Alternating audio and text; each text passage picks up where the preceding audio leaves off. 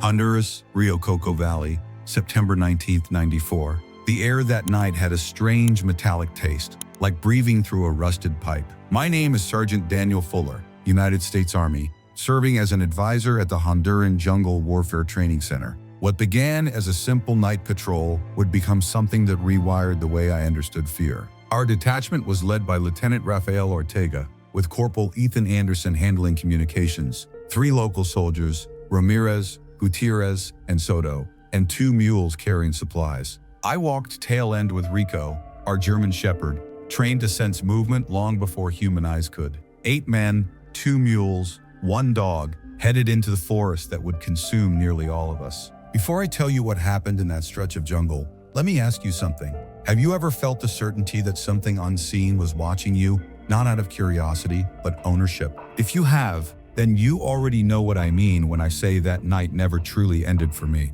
The briefing had been routine. Coordinates, radio checks, threat procedures. Our objective was to confirm that the main supply trail between Marone Base and a forward observation post was clear. Roughly 40 kilometers of unbroken wilderness, carved by an old logging road now half swallowed by roots and rain. The monsoon season had finally loosened its grip 2 weeks earlier, leaving the ground tacky but walkable. According to Captain Hurst, conditions were ideal. I remember him saying that at 1700 hours, his voice too casual. 6 hours later, I learned that ideal meant nothing, once the rules of nature stopped applying. We crossed the outer wire at 1830, the horizon bleeding orange as the sun dropped behind the ridge. 50 meters from the perimeter, the jungle closed around us like a door. One step you're in twilight, next step buried alive in darkness. In Central America, the forest doesn't fade in, it swallows you whole. Ortega took point, his silhouette moving with practiced confidence.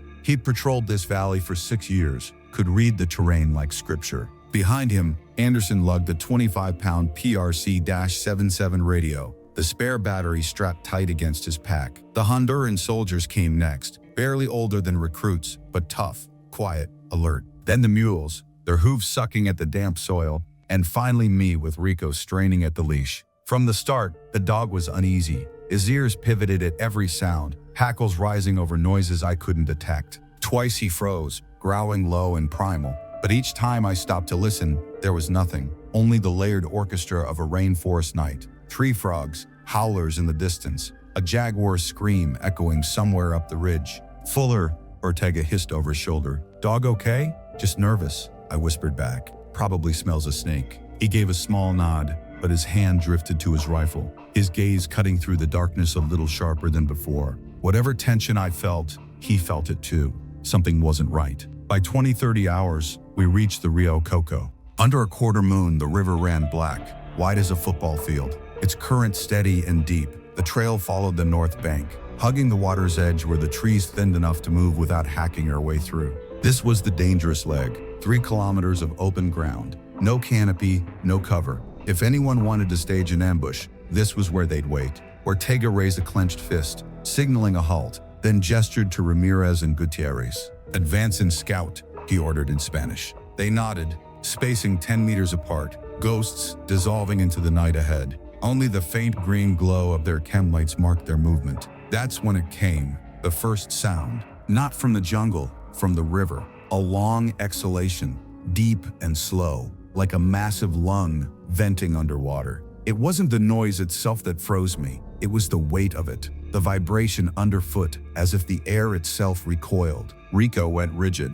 A growl thundered in his chest, vibrating through the leash. What was that? Anderson whispered. Manatee maybe? Ortega muttered, though his tone betrayed no confidence. Manatees don't sound like that, I said. Yeah, he admitted softly. I know. The radio crackled. Ramirez reporting clear path to the first bend. No movement, no tracks. Anderson acknowledged, told him to hold. We advanced, boots sinking slightly into the damp earth, the mules grunting uneasily. Rico resisted, pulling back against me, the whites of his eyes visible in the beam of my flashlight. Then the smell hit us. It was thick, reptilian, like the humid musk of a zoo terrarium but magnified 100 times. The air itself felt wrong, cold and ancient. Gutierrez stood at the water's edge, flashlight angled down. Señor, he called, voice thin. Nire esto. We gathered around him. Imprinted in the mud were tracks, dozens of them, each the size of a dinner plate, too wide for a caiman, too long for a jaguar. They looked disturbingly human,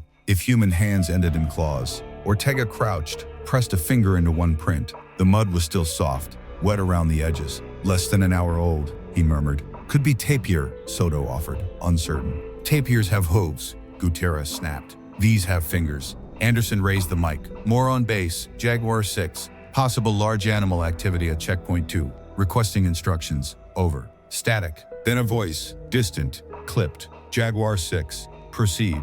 Maintain radio discipline. Out. Typical. Command hated anything they couldn't explain. Ortega stood, brushing mud from his palm. We move.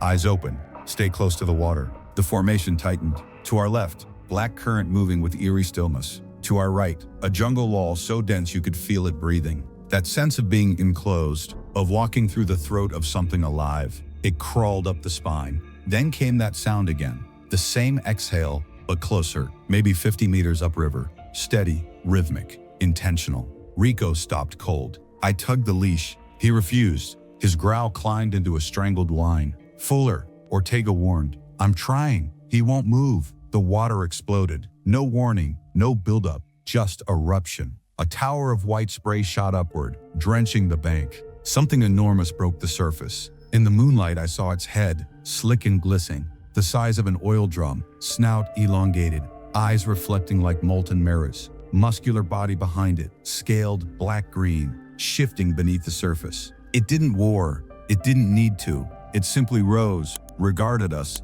then crashed back down, sending a tidal wave of river water across the mudflat. We stood frozen. Did you? Anderson started, but Ortega cut him off. We all saw it, he said tightly. One of the mules screamed, bolted, tore loose from its lead, and thundered back down the trail, ear crashing against its sides. The second mule fought to follow, but Ramirez managed to hold it. Rico yanked free of my grasp, disappearing into the tree line. Let him go, Ortega barked. We move. Move where? Gutierrez shouted. You saw the size of that thing, which is why we don't stay here, Ortega snapped. He pointed ahead. Outpost his 8 clicks. Concrete walls, hard cover. Move. We started moving fast. Too fast for stealth, too slow for safety. The trail narrowed to a slick strip of mud clinging to the riverbank, and the mules fought us every step. The one Ramirez led kept jerking sideways, nostrils flaring, eyes rolling white in the dark. The other was gone, crashing somewhere behind us into the trees, the sound fading under the weight of the jungle. Ortega set a punishing pace, shoulders tight, every few seconds glancing over his shoulder like he expected that black water to rise again. The night pressed closer, thick with humidity and fear. Our boots sank with every step, sucking at the earth like hands trying to hold us back. The river moved beside us, steady, heavy, alive. And though I kept my eyes on the trail, my mind painted images of what was beneath that surface. Something vast, waiting, gliding parallel to us in the current. None of us spoke. Even the insects seemed to sense what stalked us and stayed silent. I remember the silence most of all, the kind that makes your heartbeat feel too loud. Then the radio cracked. Static first, then a low rhythm pulsing under it, like a long inhale, a longer exhale. Anderson's face twisted. Base, this is Jaguar 6, do you read? We've had contact with unknown large animal, requesting guidance. Over. No response. Just that steady breathing through the speaker, slow, almost mocking. Base, do you copy? He repeated. The static hissed like a whisper. The sound wasn't coming from interference. It was too organic, too deliberate. Radio's messed up, Anderson muttered. Check it, Ortega ordered. Anderson unplugged and reseated the handset, adjusted the dials, checked the battery. Signal strength's fine. There's just something else on the channel. Who? I asked. He looked at me, eyes wide. Not who. What? The river broke again, not like before, not violent. A single ripple, soft, testing, a deliberate splash, as if something was gauging the distance between us. Move, Ortega said, voice like gravel. Now. We obeyed. Fear sharpened our coordination. Our boots slapped the mud, rifles up, scanning both banks. The jungle leaned over the path, vines like ropes, roots twisting up from the earth. Every sound, every breath, every step felt amplified. My senses narrowed to the space ahead of Ortega's back and the rhythmic thud of my pulse. We made it maybe a kilometer before the next scream. It came from the mule, a sound no animal should make, high and raw, slicing through the night. The beast weird, dragging Ramirez off his feet. Its cargo, Tents, ammunition boxes, rations slid sideways, thudding into the mud. "Hold it!" Ortega yelled. Ramirez tried, wrapping both hands around the bridle, his boots skidding, his voice cracking Spanish prayers. The mule twisted violently, eyes rolling, then bolted, not away from the river, but toward it. "Stop it!" Gutierrez shouted, but there was no stopping it. The mule plunged straight into the water, hooves hammering through shallows, until the current seized it. For a few seconds, we watched its silhouette thrash under the moonlight. Then something moved beneath it, a shadow, massive and smooth, breaking the surface just enough to show shape without detail. The mule scream cut off mid-note. It didn't sink so much as vanish, dragged under in an instant, swallowed whole. The water closed around it with barely a splash. One by one, the crates that had fallen in followed, pulled down as though tethered to invisible hands. The river went still again. No bubbles, no movement, just gone. "Jesus Christ," Anderson whispered. Ortega's face had gone gray under the moon. "Report," he said, his voice barely human. Anderson keyed the mic again, hands shaking. "Moron, Jaguar 6. We've lost both mules and all supplies. Repeat, both mules down. Pulled under by unknown contact. Request immediate extraction. Over." The answer was that same breathing, slow, satisfied, like something resting after a kill. "Moron, do you copy?" Nothing. The tone changed. Not a growl exactly, but a vibration that sounded disturbingly like laughter. Then, silence. The radio died. No static, no hum, just dead weight. Anderson hit it against his leg. "It's gone," he said. "Battery's fine, but there's nothing. Total blackout. We're offline," I said. "No comms." Ortega scanned our faces. He was calculating, not fear, but survival odds. "The FOB 6 kilometers, he said. "Concrete walls, radios, maybe backup. We can make it in 90 minutes if we double time." "What if it follows?" Soto asked, voice trembling. "Then we fight," Ortega said simply. "But not here, not in the open." He was right. Out here, on this mud flat, we were exposed on all sides. The jungle offered no cover, the river no mercy. We formed up again and pushed forward, faster this time, almost jogging. My thighs burned, lungs clawing for air, but adrenaline pushed me on. Behind us from the river, the breathing resumed. Not close, but not far. Steady, rhythmic, deliberate. It paced us, watched us. I could feel it, that intelligence pressing against the edge of my thoughts, like a hand testing glass. The trail rose slightly, giving us the illusion of distance from the water. I wanted to believe we were gaining ground, but the sound stayed with us, perfectly matched to our movement. 30 minutes passed. Sweat slicked every inch of me. The jungle ahead thickened again, vines hanging low, roots like coiled snakes. The breathing shifted direction, no longer from the river, but from within the trees, water sloshing somewhere to our left. Anderson stopped, lifted his hand. "Listen." We did. Faint splashes, shallow but heavy, like something large moving through flooded underbrush parallel to our route. "It's flanking us," Gutierrez whispered. Ortega didn't hesitate. "Keep moving. Eyes forward. Don't stop unless it attacks." We pushed harder. The sound kept pace, sometimes closer, sometimes distant, but never gone. It was like being hunted by an echo. Another kilometer, then the trail dipped down again toward the water. The next section was a natural choke point. Sheer stone to the right, river to the left, only one path through. Ortega stopped at the entrance, face hard as concrete. "Stay tight," he said. "If it comes, we fire until we're empty. Understand?" We nodded, checked magazines. I had 4 left, 1 in, 3 spare. 112 rounds total. Felt like nothing. We entered single file, shoulders brushing the rock wall, rifles angled toward the river. The air grew heavier, sound muffled. Even the current seemed to pause. 10 meters in, 20, 30. The moonlight faded behind us, the path curving slightly ahead. And then, the world stopped breathing. Even the river went still, not silence, absence. Every instinct screamed that something was about to happen. Then the surface beside me broke, not violently, gently, like something enormous rising just enough to see. I turned my head and locked eyes with it. 2 orbs, low and wide, glowing faint amber, like molten glass reflecting unseen fire. They were intelligent eyes, aware, deliberate, assessing me the way a scientist might study a specimen. My body refused to move, couldn't breathe, couldn't blink. We stared at each other through 10 feet of nightmare. Then, as smoothly as it came, it sank back beneath the black surface. Not a ripple remained. My knees buckled. "Fuller," Anderson hissed, grabbing my arm. Move! Somehow I obeyed. We stumbled forward until the path widened again, the jungle opening like a wound. Only then did I breathe. Behind us, the river lay still, a mirror of darkness. But I could feel those eyes imprinted on the back of my skull, watching, waiting. We broke into a run. Discipline gone, formation gone. Just raw survival. 6 soldiers tearing through the night toward the faint glow of safety we prayed still existed ahead.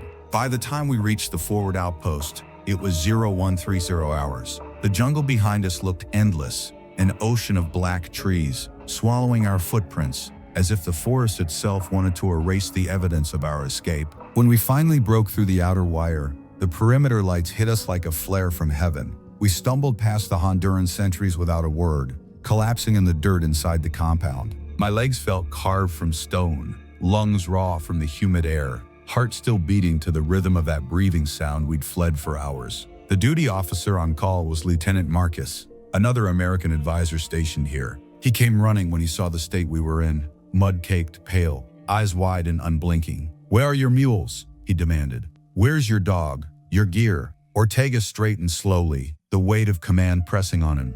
"Gone," he said flatly. "The river took them." "The river?" Marcus frowned. "You mean they slipped? Or—" "No." Ortega's voice was hard now. "Something in the river took them." Marcus looked at me for confirmation. I met his stare and nodded. He's not exaggerating. We all saw it. It wasn't an animal I've ever seen. "Then what was it?" Marcus asked. The words caught in my throat. How could I describe something that shouldn't exist? I tried to speak, but all that came out was, "I don't know."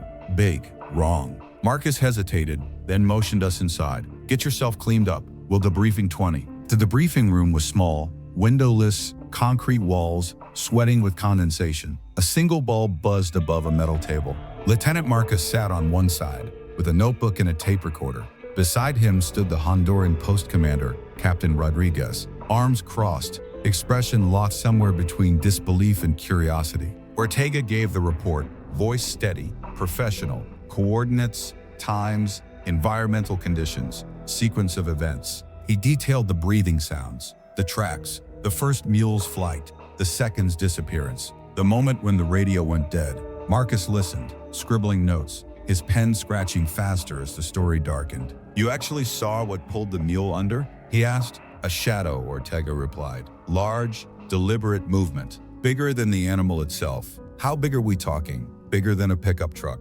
Marcus glanced at me, and I nodded grimly. "He's right. The thing was enormous. It rose out of the water long enough for us to see its head and shoulders. The scales caught the moonlight, the eyes reflected like glass. Then it just went back under." "And you're sure it wasn't a caiman?" Marcus pressed. "No caiman breeds like that," Anderson said quietly from the corner. "No caiman messes with radios either." Marcus paused his writing. "The radio," he said. "Explain that." Anderson leaned forward. "Interference started about an hour in. Not normal static, something rhythmic, like breathing. When we tried to call base after contact, it got louder. Then the unit died completely. Fresh battery, all systems fine before the mission." Marcus exchanged a glance with Rodriguez, who muttered something in Spanish. Ortega responded in the same tone. Their conversation was brief but heated. Marcus translated. "The captain wants to know if you encountered drug runners, smugglers, anyone local." "No," Ortega said.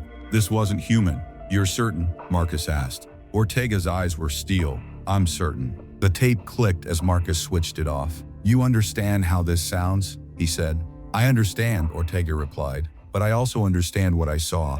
Marcus leaned back, exhaling through his nose. "The captain says there have been rumors in nearby villages. Fishermen missing, boats found empty, nets torn apart. He thought they were campfire stories." Rodriguez said something short, his face unreadable. "And now?" I asked. Marcus translated softly. "Now he's not sure." For a long moment, no one spoke. The generator outside hummed. The bulb flickered. My mind replayed that glowing stare under the river's skin. "What happens now?" Anderson asked finally. "You rest," Marcus said. "We'll send a recovery team at dawn. Check the site, document everything, retrieve what we can." "You won't find anything," I said. "Whatever it was, it hit its tracks." Marcus shrugged, weary. "Maybe, but we need evidence. Without it, command won't believe a word of this." He stood, signaling the session was over. "Get some food and rack out. You're on stand down until further notice." We filed out into the night air, thick and electric. Captain Rodriguez caught Ortega by the arm. speaking in low, urgent Spanish.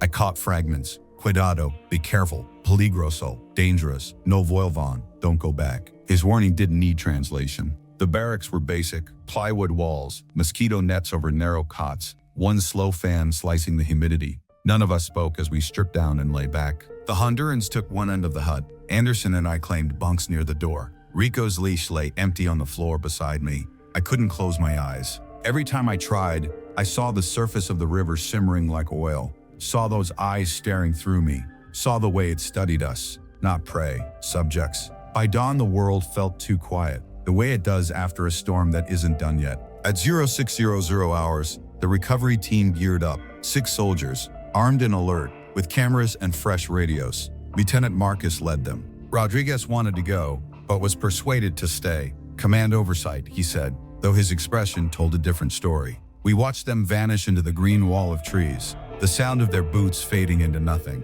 Then we waited. The hours crawled. I claimed my rifle twice, checked ammo I didn't need, tried to drink the thick coffee that tasted like soil. Anderson sat beside me, staring into his cup. You think they'll find anything? He asked. No, I said. If it didn't want to be found, it won't be. You really think it's intelligent? I saw its eyes, I said. It wasn't hunting for food. It was looking at us, like we were the experiment. Anderson nodded slowly, knuckles white around his mug. Then why show itself? He asked. If it wanted us dead, we'd be dead. Maybe it wanted to warn us, I said quietly. Or maybe it wanted us to know. Know what? That it's there. At 1100 hours, the radio came alive. Recovery team to base. We've reached checkpoint. Found debris, gear, ration boxes, one backpack. Tracks present but damaged. Rain filled them overnight. No sign of animals or personnel. Marcus' voice sounded flat, mechanical. Returning with recovered equipment. Over. We gathered at the landing pad when they came back. Mud-streaked, exhausted, empty-handed.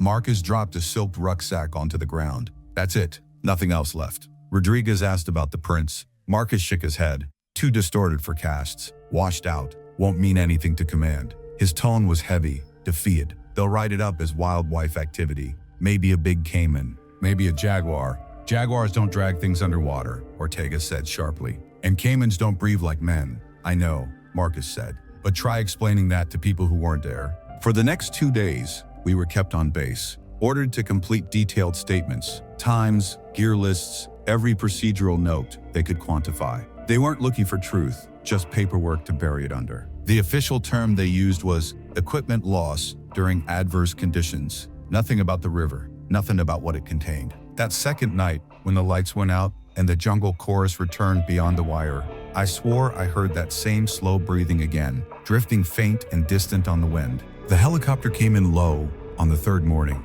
rotors cutting the humid air into fragments. It wasn't a supply bird, not the usual olive drab with the big red cross or cargo sling. This one was unmarked, no tail numbers, no insignia. 2 men stepped out before the blade stopped turning, both in civilian clothes, but with that unmistakable military stiffness. The older one carried himself like an officer who hadn't worn rank in years, close-cropped gray at the temples, weathered face, hard eyes. The younger followed a step behind, clipboard in hand, quiet and precise. They didn't introduce themselves to anyone except Captain Rodriguez, who led them straight into his office. The door closed. For 3 hours, we waited, pretending not to stare at that door, as if the truth were trapped behind it. When it opened again, the older man stepped out and looked right at us. Sergeant Fuller, he said. His voice wasn't loud, but it carried weight. Lieutenant Ortega, Corporal Anderson, with me. We followed him into the office. The younger man shut the door behind us. The heat in that small room was suffocating. No fan, no breeze, just the drone of cicadas outside. The older man sat opposite us. I'm Mr. Crane, he said. Department of Defense, Special Projects Division. I need each of you to describe exactly what happened. There was no preamble, no sympathy, just the quiet pressure of authority. I told him everything. The breathing, the explosion of water, the eyes, the sense that we were being watched by something aware. Crane listened without interruption, expression carved from stone. When I finished, he nodded once, then asked questions that threw me off balance. Did you observe any unusual coloration on the animal? Bioluminescent markings, perhaps? No, I said slowly. Just scales. Natural. Why? He scribbled something on a pad, just covering possibilities. Did you hear any vocalizations besides breathing? None. Only the breathing. Did it ever fully leave the water? No, it rose, then submerged. He wrote more notes, then glanced up. Any headaches or memory lapses since the event? Dizziness? Unexplained fatigue? No, I said. Just nightmares. That's expected, he said calmly. Post-traumatic stress. Nothing unusual. Unusual? I asked. You've seen this before? He didn't answer, just shifted topics. Your radio interference. You said it mimicked respiration. Are you certain it wasn't feedback? Anderson leaned forward. We know what feedback sounds like. This wasn't it. It was alive. Crane's pen paused mid-note. Interesting, he said quietly, though his tone was anything but surprised. When he was finished, he closed his notebook and looked each of us in the eye. What you encountered was likely a large aquatic predator, an undocumented species perhaps, aggressive toward your pack animals, nothing more. That's bullshit, I said before I could stop myself. You already know it wasn't just an animal. Crane's gaze fixed on me. What I know, Sergeant, is that speculation without evidence gets people hurt. Sometimes the world holds things beyond our current understanding. The responsible choice is not to go looking for them. So, you're telling us to forget it? I said. To pretend it didn't happen? I'm telling you, he said evenly, to consider this conversation classified. You will not discuss it outside official channels. That's not advice, that's an order. He stood. The meeting was over. The younger man followed him out, closing the door with finality. I sat there, staring at the wall, feeling the weight of silence press down like concrete. They hadn't come to learn, they'd come to bury it. That evening, they flew us out of the outpost in separate helicopters. Me and Anderson in one, Ortega and his Honduran team in another. No explanations, no debrief, just new orders waiting at Moron Base. When we landed, they walked us straight into medical, physicals, blood work, psych evaluations. All standard on paper, but the way the doctors avoided eye contact told another story. The psychologist asked about dreams, flashbacks, intrusive thoughts. I gave the answers he wanted. No nightmares, no anxiety, no fixation. He nodded, stamped my file, cleared me for duty. Anderson was processed next. When we crossed paths in the mess hall 2 days later, he didn't speak, just gave me a look that said everything. We were both witnesses to something command wanted erased. Something. A week later, Ortega was gone. Transferred. No reason given. Word was he'd been reassigned to a mountain base far south, but nobody knew where. The Honduran soldiers, Ramirez, Gutierrez, and Soto, vanished from rosters within days. Officially, they'd requested early discharge for personal and psychological reasons. All 3 requests were approved immediately, something I'd never seen before. They wanted every last person who'd been there, scattered, separated, contained. When the report finally hit the operations board 2 weeks later, it read like a bad joke. Patrol Jaguar 6 encountered large aquatic predator, species unknown. 2 pack animals and equipment lost. No personal casualties. Area designated high wildlife activity zone. Future patrols advised to avoid river proximity. That was it. No mention of the radio interference, no mention of the breathing, or the eyes, or the intelligence behind them. Just large aquatic predator. The Rio Coco sector was marked in red on the map. Restricted, high-risk fauna zone. Orders were simple. Stay clear. Routine life resumed as if nothing had happened. Patrol schedules, weapon maintenance, radio drills. But under the surface, the memory festered. Every night, when the generators cut out and the jungle swallowed the sound, I could feel it again. That presence beneath the water, aware, patient. The others felt it too. Anderson started smoking again, chain lighting cigarettes until dawn. He said it helped him stay awake, but I knew better. Sleep meant dreams, and dreams meant going back there. I tried to bury myself in work, but even the sound of a river during training made my skin crawl. I stopped bathing in the outdoor barrels. They were filled from the same river system. I used bottled water instead. No one questioned it. Everyone was pretending. 3 months passed before I allowed myself to open the base library again. It was a dusty room filled with old manuals and field guides, the kind of place only bored men visited. I was flipping through a torn wildlife book when something caught my eye. A coffee-stained page marked with a folded corner. The headline read,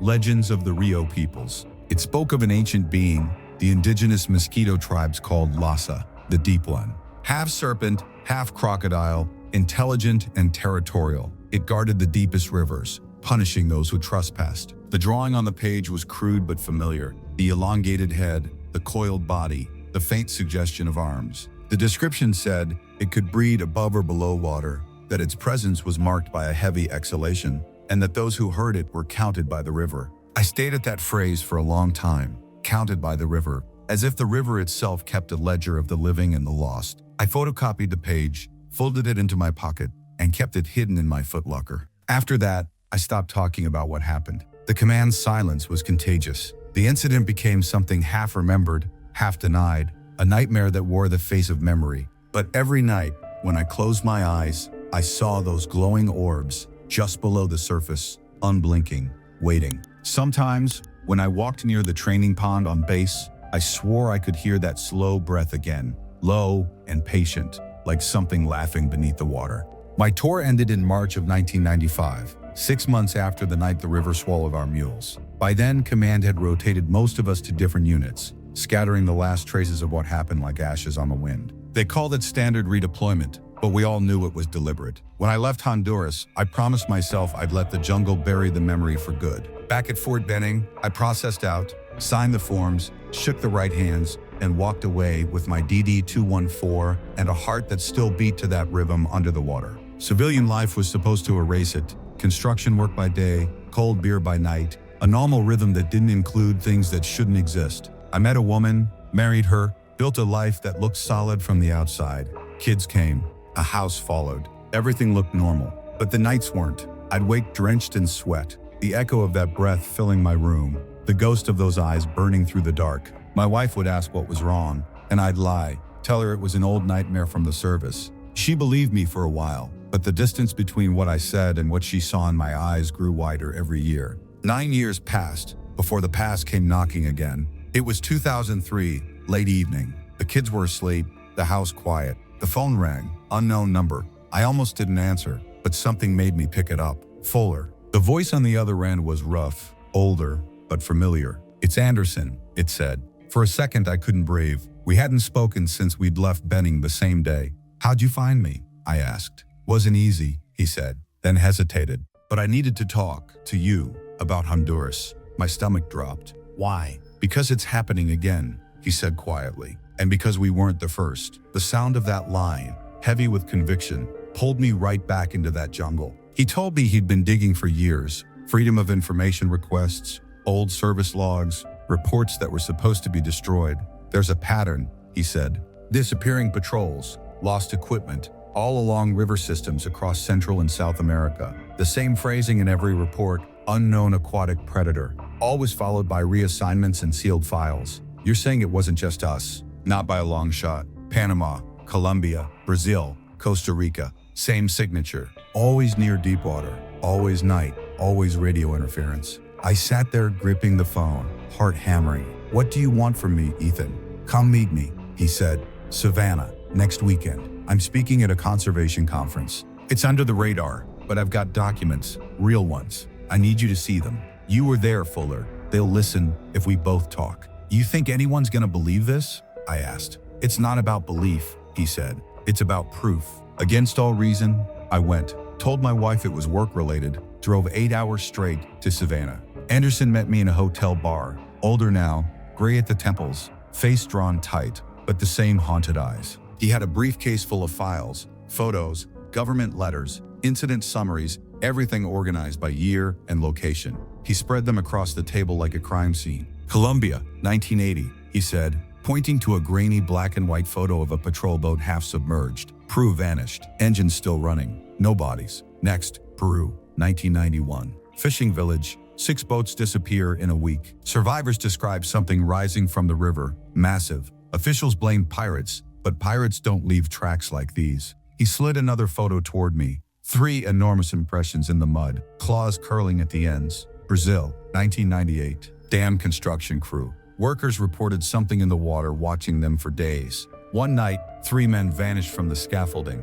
Witnesses said they were pulled off the structure and dragged into the reservoir. He met my eyes. "Sound familiar?" I couldn't speak. My throat was tight, my hands shaking. "They can't all be the same creature," I said. "Maybe not the same one," he said, "but the same species, the same intelligence." He took a slow drink, his voice dropping lower. "The military knows, Fuller. They've known for decades. These reports aren't isolated. They're categorized under environmental hazards, buried in logistics archives. Every time someone dies, they file it, seal it, and mark the river as restricted." I stared at the photos, the pattern undeniable. Why tell me now? I asked. Because it's escalating, he said. 2 months ago, Costa Rica, a research team disappeared, 7 people. Boat found floating downstream, engine running, radio dead. No bodies, but they found tracks on the shore, 3-toed, like ours. The room seemed to shrink around me. You think it's the same one? No, he said. I think there are more of them, and they're not hiding anymore. His words settled in my chest like a stone. The world outside the bar kept spinning.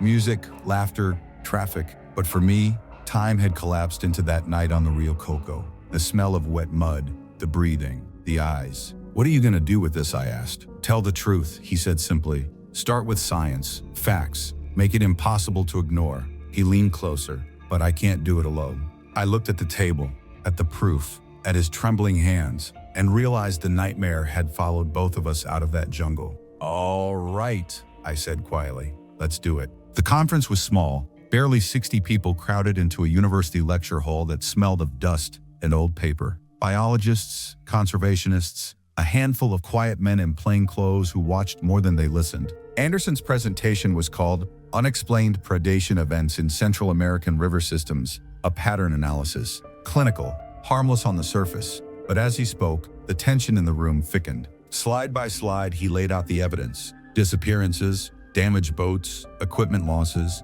identical patterns of radio interference before each event. He never used words like monster or creature. He didn't have to. The implication bled through every statistic. When he finished, you could hear the hum of the lights overhead. Then the questions began. Skeptical at first. Couldn't this be crocodilian misidentification? How do you account for drug activity along those rivers? Confirmation bias, perhaps? Anderson fielded each one calmly, never defensive. We verified scale sizes, bite patterns, environmental conditions, he said. These aren't ordinary attacks. The consistency across decades is the point. We're seeing deliberate behavior, not coincidence. Still, most of them looked at him like a man trying to map a myth. Then he nodded to me. We also have a first-hand witness, he said. Sergeant Daniel Fuller, U.S. Army, retired. Every eye turned my way. My legs felt like concrete as I walked to the podium. I told myself I was ready, but when the lights hit my face and the microphone picked up my breath, I felt the same dread I'd felt standing on that riverbank 9 years ago.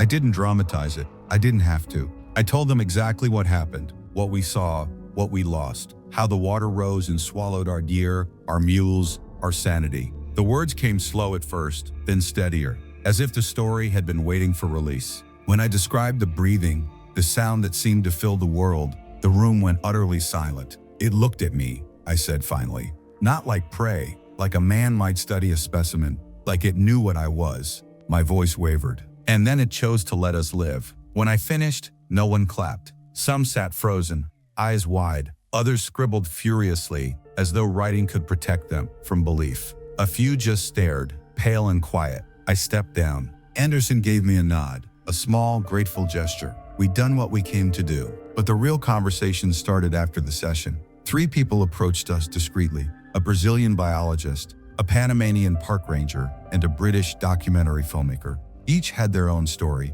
The biologist had been studying pink river dolphins deep in the Amazon when something circled his floating lab at night, just under the surface. It moved slowly, deliberately, brushing against the pontoons. I saw eyes, he said, large, luminous, like amber glass. It stayed there for hours. The ranger told us about a disappearance in the Darien Gap, 3 loggers gone without a trace. He'd found massive impressions in the mud, sent casts to experts who returned them labeled unknown reptilian morphology. The case was closed as a jaguar attack.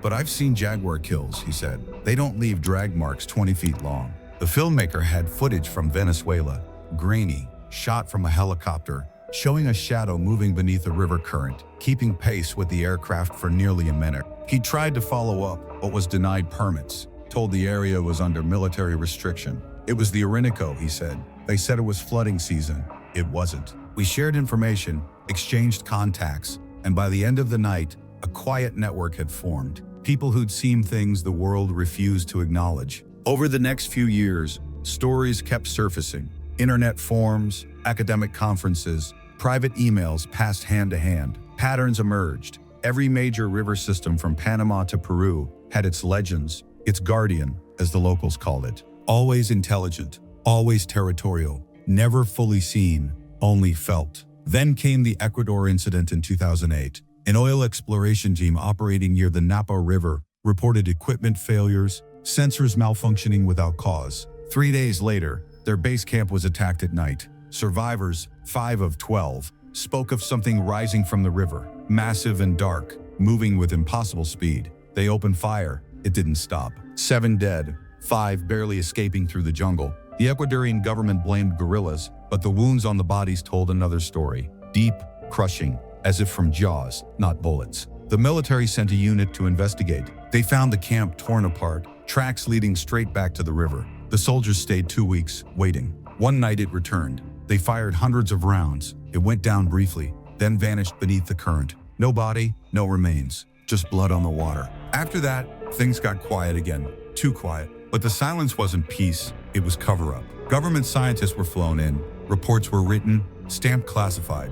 Leaks trickled out through friends of friends. One document, heavily redacted, confirmed an unidentified reptilian species of significant mass and probable intelligence. The recommendations were bureaucratic in tone, but chilling in meaning. Restrict access to key river systems. Reclassify high-risk zones as conservation areas. Minimize civilian exposure. It wasn't about protecting the species, it was about protecting the secret. Anderson followed every thread, piecing together a history that stretched half a century. He told me once, "They've known since the 50s, maybe earlier. The locals have known forever. We're just the last to believe." In 2015, he tried to publish everything. He submitted to a major ecological journal, meticulously documented, cross-referenced, footnoted to death. They rejected it immediately. Insufficient evidence, they said. Extraordinary claims require extraordinary proof. He tried smaller journals, then independent reviewers. Same response. Some were polite, others not. A few stopped replying altogether. They don't want to believe, he told me. Belief makes it real. He was tired, but he never stopped. 2 years later, his heart gave out at 52. Too young. His family boxed up his research, most of it thrown away by people who didn't understand what they were erasing. I salvaged what I could. Digital copies, scans, fragments. Enough to know that he'd found more than he'd ever told me. Enough to realize that the truth didn't die with him. It just sank back under the surface, waiting. Now, I'm the only one left. The last voice from that night in 1994, still willing to speak it aloud. Ortega's gone. Motorcycle accident, 2012. Anderson's heart stopped in his sleep. The Honduran soldiers drifted off the map long ago. Maybe they're alive somewhere, but I doubt they talk about it either. Some truths carved too deep to share.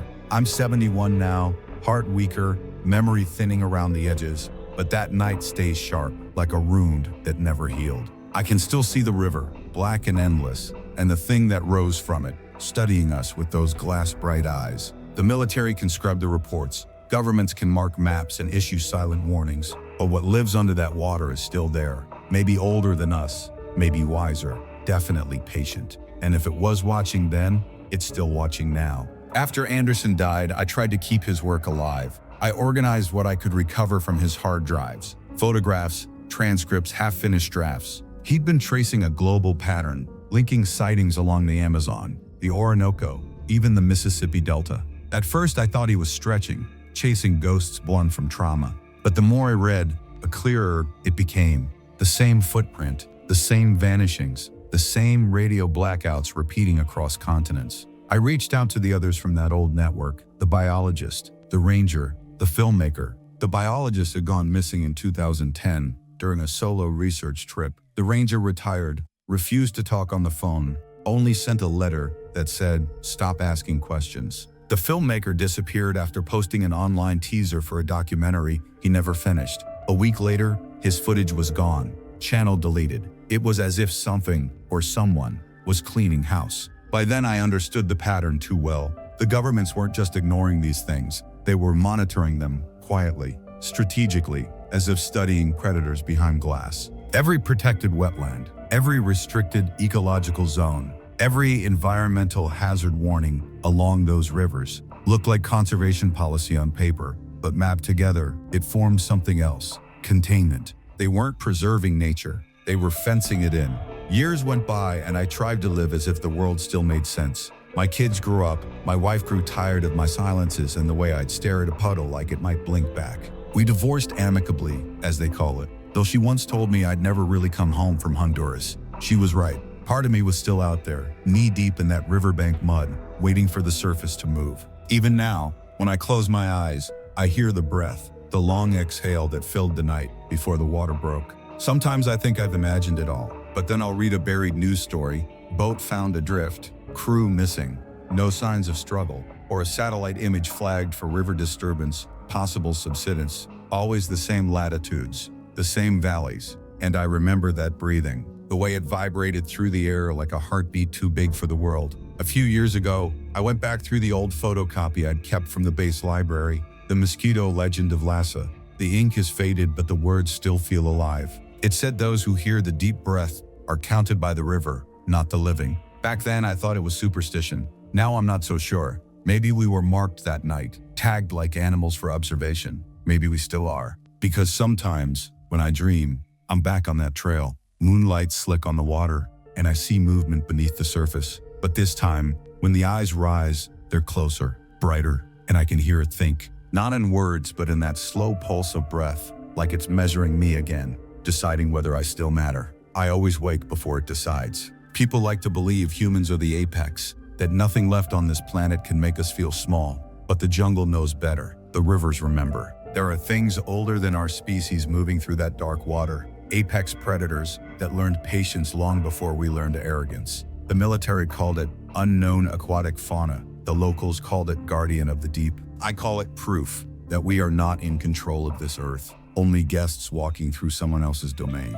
Governments hide it because they fear panic, but I think they fear something worse, acknowledgement. Because once you accept there are eyes beneath the surface watching, you start wondering what else has been watching all along. This, then, is my last report, my confession, whatever you want to call it. Not to convince you, because belief doesn't matter anymore, but to make sure the truth doesn't drown with me. If you work near rivers in Central or South America, if you plan to explore, to build, to drill, remember this. Stay away from the deep bends where the current moves slow and heavy. Don't camp within sight of the water. Don't dismiss the stories locals tell. Those aren't fairy tales. They're survival manuals written in fear. If you ever feel that breath in the dark, long, slow, patient, you've already crossed the line. Turn back before the river decides to count you. The world you think you know ends at the waterline. Beyond that, there's something else, ancient, waiting, and aware. And if you ever see eyes glowing beneath the surface, don't mistake them for reflection. They're not reflecting your light. They're returning it. And that's the truth of what happened in Honduras in 1994. They buried the reports, erased the names,